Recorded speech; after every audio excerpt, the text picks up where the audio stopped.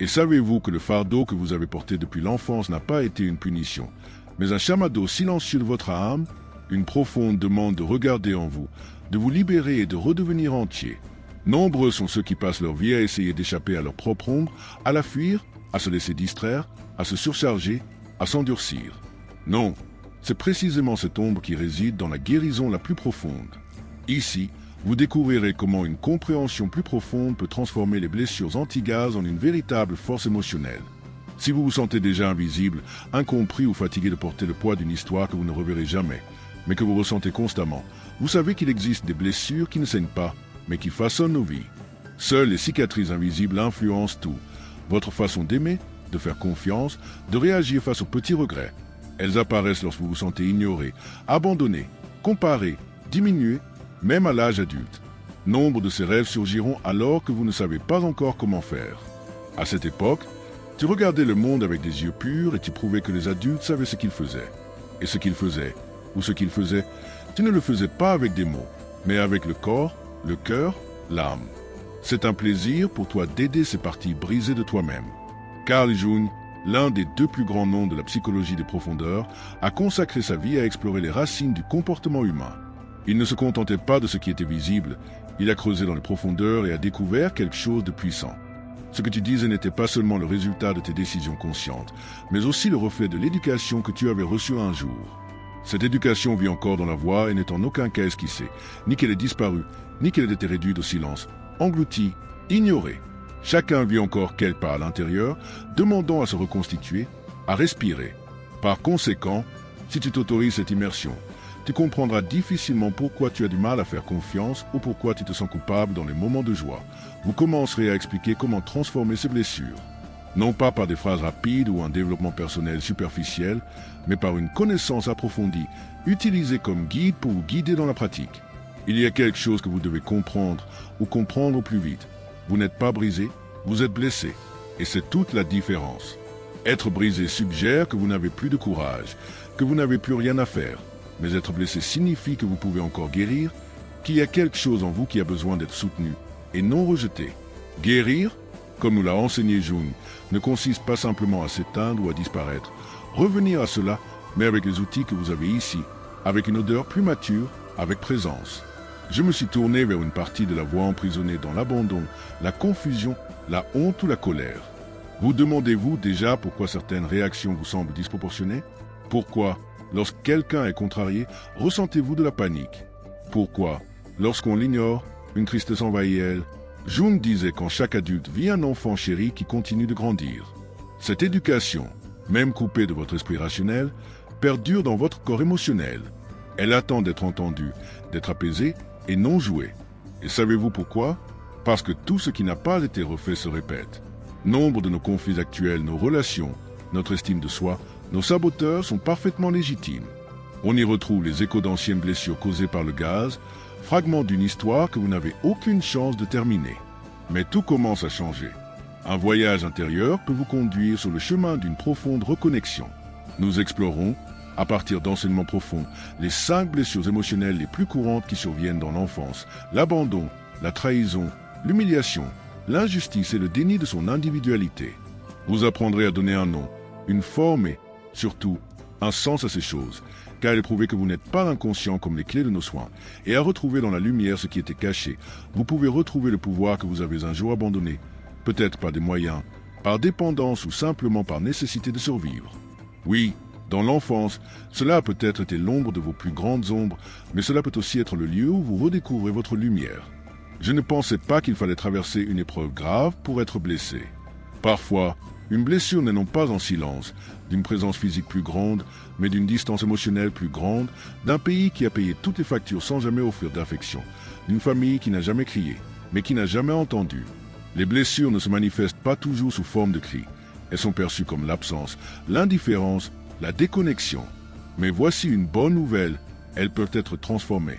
La transformation n'est ni un miracle ni une pilule magique, mais un processus réel, profond, humain et continu. Guérissez et revenez à l'origine avec respect, amour et compassion. Si vous décidez de franchir ce pas, vous choisirez de regarder en vous avec courage et vérité. Non seulement vous libérez votre présent, mais vous protégerez aussi votre avenir de la répétition de choses que vous n'avez jamais voulu vivre. La vérité, c'est qu'on ne nous a pas appris à guérir. On nous apprend à endurer, à faire semblant de forcer, à sourire aux cicatrices. Mais, comme nous l'a enseigné un grand penseur, nous trouverons ce que nous ne voyons pas comme le destin. Et vous n'avez pas besoin de plus pour vivre de la fête. Vous méritez de vivre de la liberté. C'est plus qu'une réflexion. C'est un espace sûr, un murmure à votre âme. Ici, vous n'exagérez pas, vous n'êtes pas imparfait, vous n'êtes pas plein de remords ni d'excès. Vous faites ce que peu vous avez le courage de faire. Vous guérissez. Alors, respirez profondément. Soyez indulgent avec vous-même et laissez-vous aller. Car peut-être que ce jour qui vous attend sera le début de votre plus grande liberté. Nous voyons maintenant une vérité qui peut paraître difficile, mais elle est libératrice. Guérir vos blessures émotionnelles est votre responsabilité. Cela peut paraître injuste à première vue, mais au final, vous n'avez pas à traverser tant de choses, n'est-ce pas? Vous ne grandirez pas avec l'absence, le rejet, les silences, les cris ou le poids de ne pas vous sentir aimé ou suffisant. Mais voici l'essentiel, tant que vous continuerez à blâmer les autres, vous continuerez à leur céder votre pouvoir. Et ce but existe pour vous aider à le retrouver de manière profonde, sage et pratique. Un grand de la psychologie a dit que l'on n'a pas pris conscience en, ou sais-je, s'éveiller, grandir, évoluer, tout est ainsi. Mais il a également dit que la souffrance inutile disparaît lorsque l'on cesse de résister à ce qui arrive et que l'on commence à l'intégrer. Ici, vous pouvez cesser de résister, d'essayer de vous imposer ou de vous enfoncer. Vous pouvez faire la lumière sur ce qui se passe. Par ces moyens simples et profonds, dans ce processus de reconstruction, vous trouverez une nouvelle façon d'avancer dans la vie. Plus libre, plus fort, plus vous sait. Cette journée est pleine de courage, non pas parce qu'elle vous apportera toutes les réponses, mais parce qu'elle vous invitera à vous poser les bonnes questions. Elle vous invitera à réfléchir avec honnêteté, à dialoguer avec ce que vous étiez, à vous autoriser à chanter, si nécessaire, et aussi à célébrer lorsque vous vous réconciliez, peut-être pour la première fois depuis de nombreuses années. Ainsi, cette reconnexion avec votre voix vaut vraiment plus que toute conquête extérieure, car ce n'est que lorsque votre voix se perçoit clairement qu'elle peut vivre authentiquement. Proposez un exercice. N'écoutez pas ce contenu avec votre esprit, écoutez avec votre âme. Ne vous souciez pas de tout comprendre, n'essayez pas de contrôler chaque sensation qui surgit. Juste restez, ressentir, respirer. Autorisez-vous à entendre l'histoire que vous avez besoin de raconter, car cette histoire, votre histoire, mérite d'être entendue, même si elle n'est racontée que par vous. Ces mots ne visent pas à culpabiliser, ni à vous placer en victime, et encore moins à vous affaiblir. Ils servent à vous apprendre que la véritable guérison passe par la responsabilité émotionnelle, et cela change tout. Car lorsque vous comprenez pourquoi vous vieillissez en vieillissant, lorsque vous commencez à relier le passé au présent, vous découvrez quelque chose de précieux. Vous pouvez choisir différemment.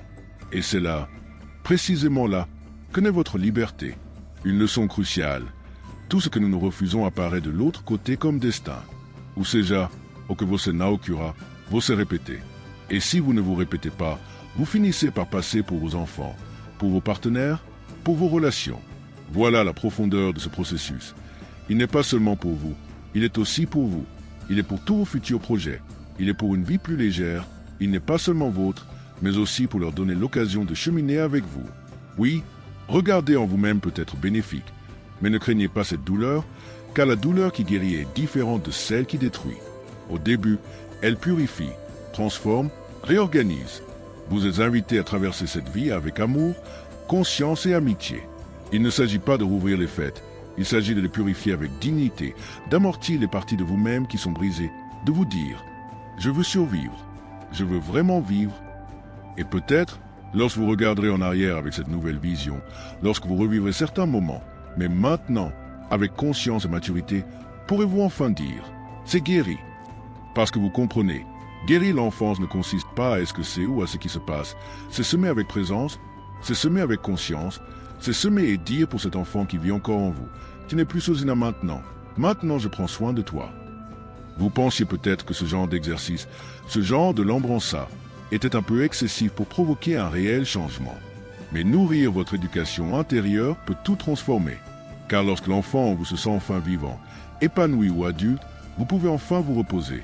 Sim, reposez-vous de l'effort pour paraître fort, du besoin désespéré d'approbation, de la peur constante de l'abandon, de l'inexplicable rêva, de l'anxiété qui ne passe jamais.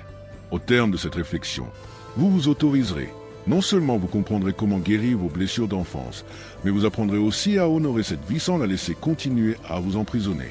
Vous découvrirez comment vous libérer sans avoir besoin de vous briser, comment pardonner sans vous justifier et comment vous reconstruire sans perdre votre essence. Une clé puissante, que vous devenez conscient ou inconscient, vous continuerez à diriger votre vie et votre voie façonnera votre destin. Cette phrase est comme un bus qui pointe vers le nord, vers la guérison.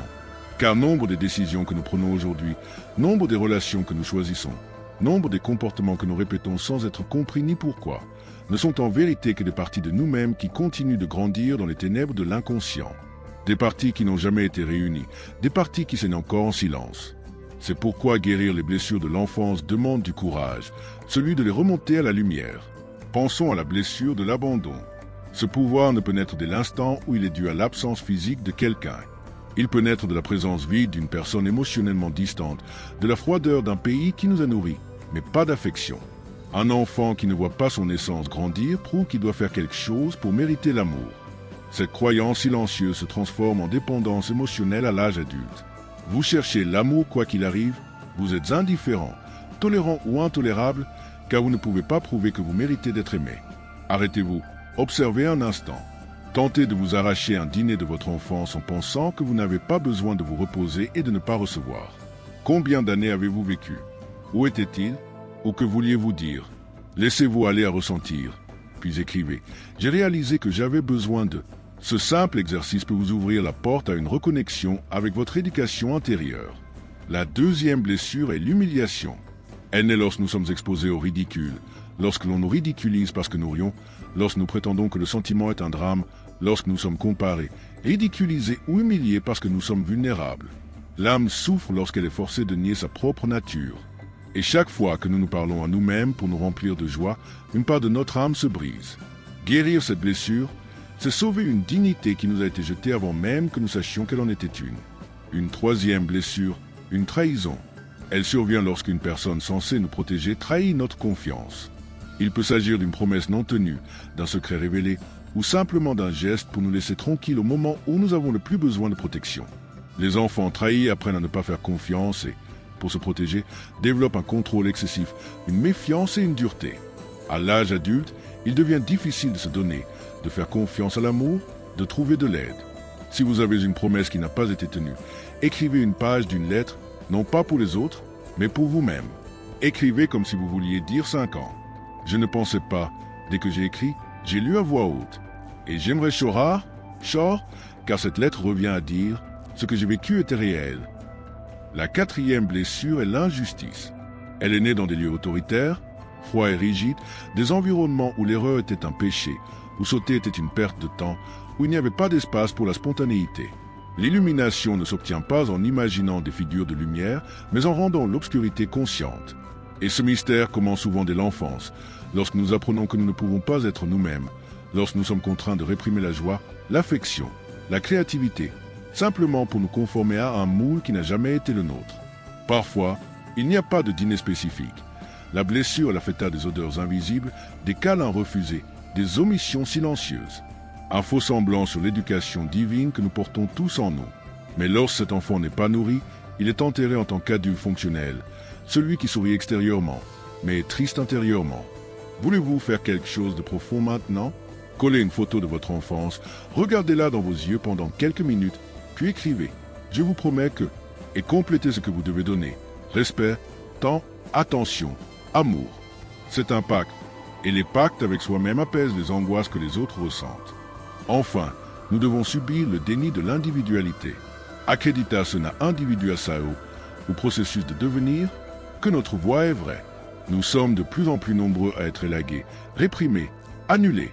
Nous grandissons en croyant qu'être différent était mal, que rêver haut et fort était exagéré, qu'exprimer notre essence était immature.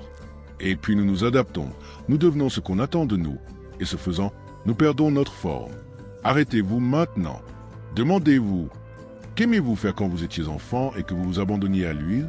Démêlez, inventez des histoires, jouez vos propres tours, créez des mondes magiques. Ces parties ne sont pas incluses, elles étaient juste engourdies. Le prêtre ne change pas le passé, il le resignifie. Alors, datez vos yeux.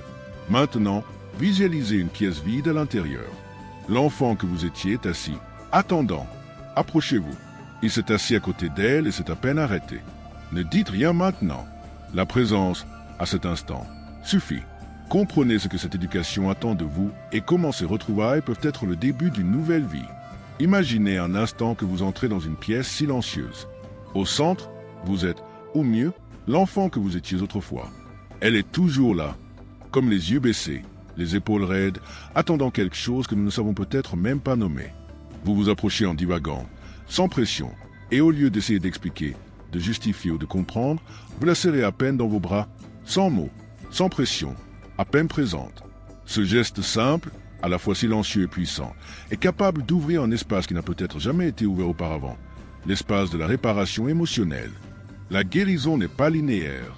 L'inconscient parle par des images, des symboles, des rêves, et bien souvent, un acte symbolique a plus de pouvoir de guérison que 1000 mots. Accueillez cette éducation intérieure, même par visualisation, et apprenez à dire avec votre corps que vous ne prononcez même pas de mots. Je suis là, avec toi, maintenant. Répétez cet exercice pendant quelques jours. Observez vos yeux avant de vous coucher. Imaginez cet enfant qui vous attend et vous serre dans ses bras. Observez comment cela modifie subtilement votre façon de vous sentir bien avec vous-même, de vous charger, de vous perdre, car la guérison commence lorsque vous vous autorisez à être sincère avec votre amour. Nous portons tous des masques et nombre de ces armures que nous portons dès l'enfance pour survivre à un environnement qui ne nous protège pas pleinement. Un masque de force, de grâce, d'intelligence, de disponibilité permanente, de Salvador. Des masques qui, un jour, prennent tout leur sens, pèsent plus que ne protègent les feuilles. Il arrive un moment où il faut se demander « Qu'est-ce qui ne va pas chez moi ?» ou « Qu'ai-je appris à faire semblant ?» C'est l'une des questions les plus difficiles de la vie, car en portant ce masque, nous nous sentons exposés. Mais aussi, pour la première fois, nous sommes entiers. Guérir ne consiste pas à en faire plus, mais à cesser d'essayer d'être ce que l'on n'a jamais dû être. Il s'agit de lâcher prise, de se détacher de faux semblants de soi-même et d'écouter avec courage ce qui est caché. C'est pourquoi je propose aujourd'hui un exercice d'écriture thérapeutique.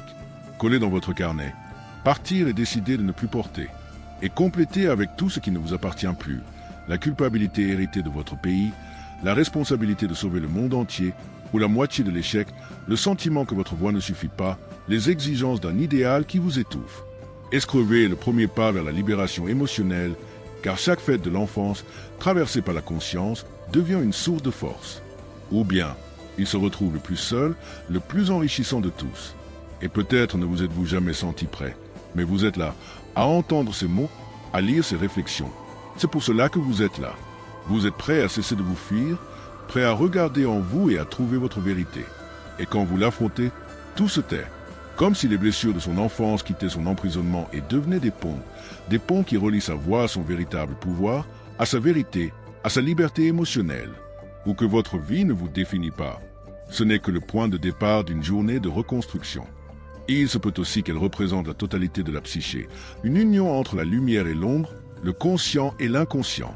Guérir les blessures de l'enfance, c'est précisément cela. Intégrer les parties brisées, recoller les morceaux, reconstituer les fragments de voix abandonnés au fil du temps et les retrouver. Car ce n'est pas ce que tu fais, c'est ce que tu fais vraiment, ce qui signifie que tu dois faire pour cela. Un enfant souvent ignoré par son pays ne pense pas « Ah, mon pays est occupé ». Il pense « Ce n'est pas important, ni assez important pour être vu ». Cette croyance silencieuse s'installe profondément comme un code invisible, contrôlant vos décisions, vos relations, votre propre valeur. Par conséquent, la guérison n'est pas seulement émotionnelle, elle est aussi symbolique et cognitive. Il s'agit de remettre en question ce que vous avez cru de vous-même pour le plaisir de le faire. Deux concepts plus forts constituent l'archétype de l'enfance féroce. Elle n'est pas perçue comme une métaphore poétique, mais comme une force vivante, réelle et palpitante dans notre inconscient. Elle continue d'attendre, attendant que l'adulte se retourne et dise « Maintenant, je prends soin de toi ». Et même si vous êtes arrivé, avec une vie fonctionnelle, cette éducation n'est pas un amorti, elle continue de se régénérer. Celui qui sabote ses relations, vieillit lorsqu'il se sent limité, ressent une angoisse inexpliquée face à l'amour, crée le perfectionnisme pour devenir de l'huile ou renonce à tout par hésitation. Ou que cela n'est pas consciemment dessiné et se manifeste comme le destin. Et c'est précisément parce que vous répétez les mêmes parents. Ce n'est pas de la peur, c'est de la loyauté envers un traumatisme. L'inconscient ne comprend pas que 20 ans se sont écoulés. Il réagit à des émotions non résolues. Et tant que vous ne trouverez pas un sens nouveau à vos blessures, vous continuerez à tenter de guérir des non-présents appartenant au passé. Mais la bonne nouvelle, c'est que vous n'êtes pas plus radieux et qu'il n'existe aucun endroit idéal pour construire des ponts entre le passé durable et l'avenir libérateur. Êtes-vous prêt à cesser de survivre et à commencer à vivre? Donald Winnicott, l'un des deux plus grands noms de la psychologie du développement humain, a exposé une idée puissante qu'il est important de comprendre profondément. Un enfant n'a pas besoin d'un enfant plus parfait. Il a besoin d'un enfant plus suffisamment bon. Cette simple phrase a un poids immense. Elle nous enseigne que les blessures émotionnelles ne naissent pas seulement de grandes tragédies ou d'abus explicites, mais plutôt d'absences répétées, de connexions qui n'ont pas lieu, de silences très muets, de présences physiques qui ne forment jamais de présence émotionnelle, d'une enfance apparemment calme, mais émotionnellement solitaire. C'est pourquoi tant de gens se sentent coupables de souffrir encore profondément, disant « Mais mon pays ne m'a jamais vaincu, je ne suis jamais mort. Mon enfance a été normale, alors pourquoi ai-je tant donné ?» La réponse serait « Peu importe ce qui arrive, ce qui compte, c'est la façon dont votre âme l'interprète. La douleur émotionnelle n'est pas logique, c'est symbolique, subjectif, silencieux. Parfois, il n'est non pas d'un cri, mais d'une absence, non d'un traumatisme évident, de 1000 petites déconnexions quotidiennes. Vous êtes invisible, plus profondément vous êtes réel.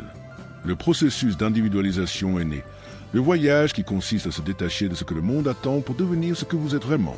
Mais ce voyage ne peut se construire sur des fragments, car il ne soutient pas une identité authentique sur des parties de l'âme qui continuent d'être blessées et non remodelées.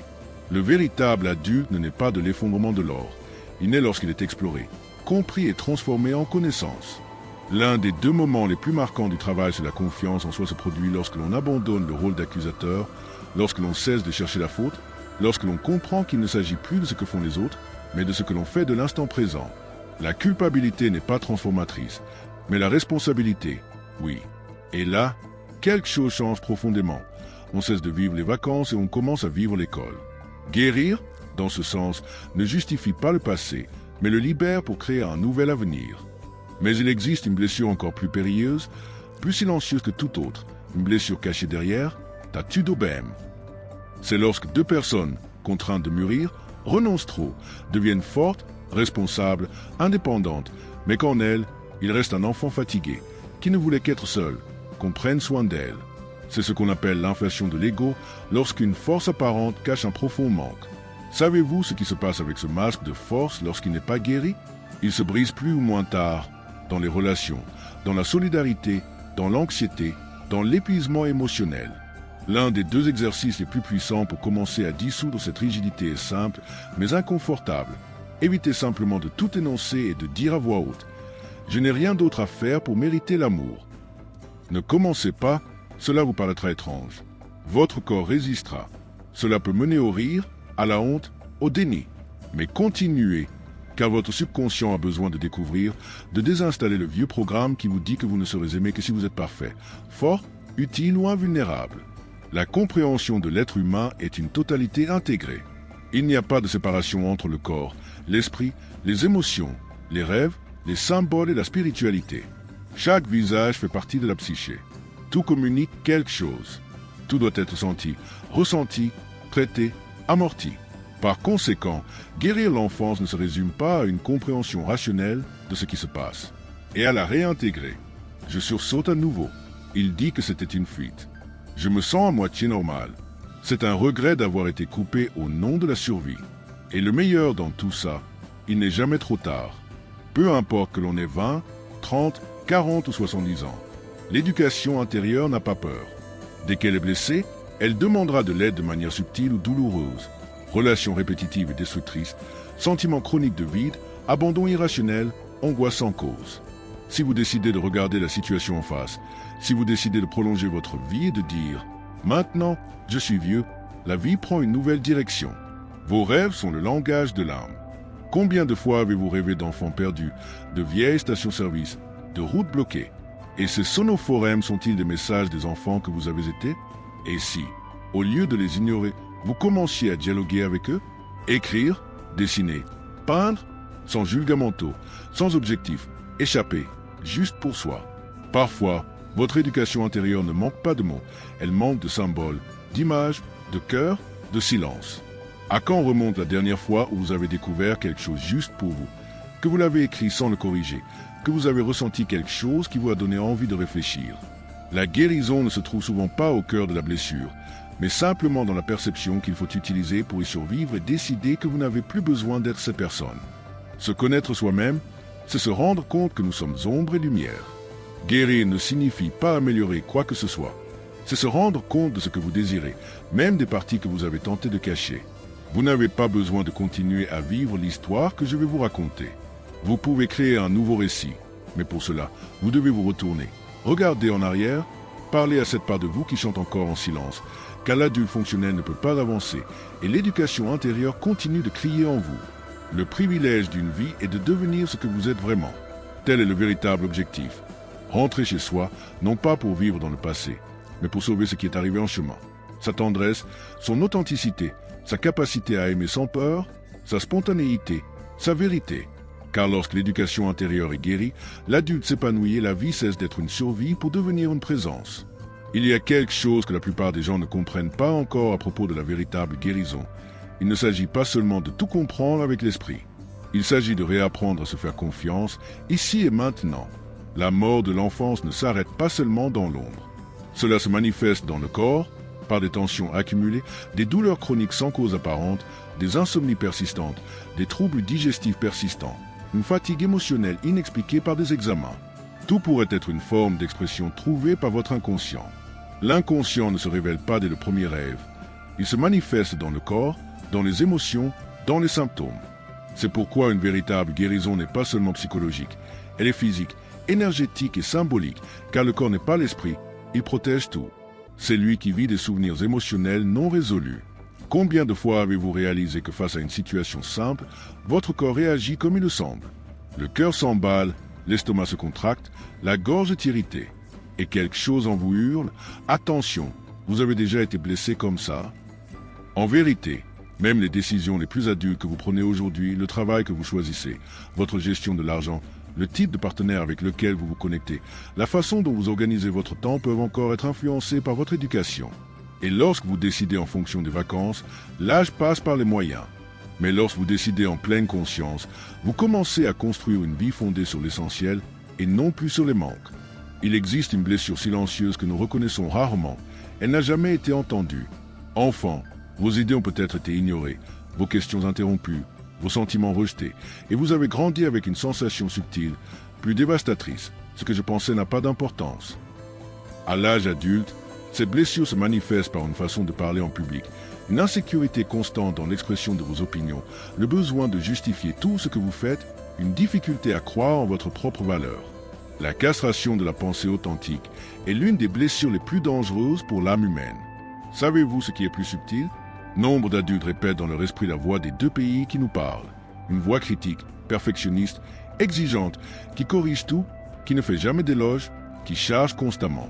Cette voix, un jour perçue de l'extérieur, est devenue partie intégrante de votre dialogue intérieur. Et c'est pourquoi, parfois, ce dont vous avez le plus besoin, ce n'est pas de motivation, mais de changer de voix, de changer de tome, de substituer le jus à la collée d'or. L'ego n'a pas besoin d'être détruit, il a besoin d'être éduqué. Et cette rééducation commence par la façon dont on se parle à soi-même. Autrement dit, on ne peut ni l'ignorer ni sauter. Sim ou sauter. Lorsqu'on empêche un enfant de sauter, lorsque tout devient responsabilité, moyen ou obligation, il grandit, prouvant que se reposer est périlleux, que sourire est une perte de temps, qu'être léger est un signe de faiblesse. Cet adulte émerge ne sait pas se détendre, il ne sait tout simplement pas vivre. Pour la psychologie profonde, sauter est une voie directe vers l'inconscient. C'est une pure expression de l'âme ou l'ombre dans sans raison de censure. C'est pourquoi il faut démêler sans jurer, peindre sans rechercher la perfection, créer sans forme définie et sans but thérapeutique, car ce qui prend forme à l'extérieur perd de sa puissance à l'intérieur. C'est l'alchimie émotionnelle, transformer le sommeil en créativité, transformer l'ombre en lumière, transformer le silence en expression. Il y a des gens qui se sentent coupables de leurs blessures, tout comme leur pays les a aimés. Pourquoi continuez-vous à le faire? On ne peut échapper aux blessures, car on ne peut échapper au processus d'individuation. Même les blessures les plus aimantes sont vides, non pas par malveillance, mais parce qu'être humain est imparfait. Une blessure n'a pas toujours de coupable, mais c'est toujours la responsabilité de brûler une plaie.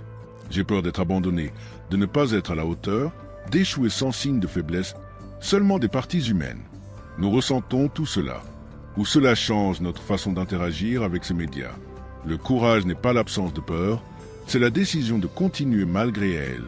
Guérir ne signifie pas devenir invulnérable, mais devenir réel. Les pensées refoulées ne volent jamais comme des images.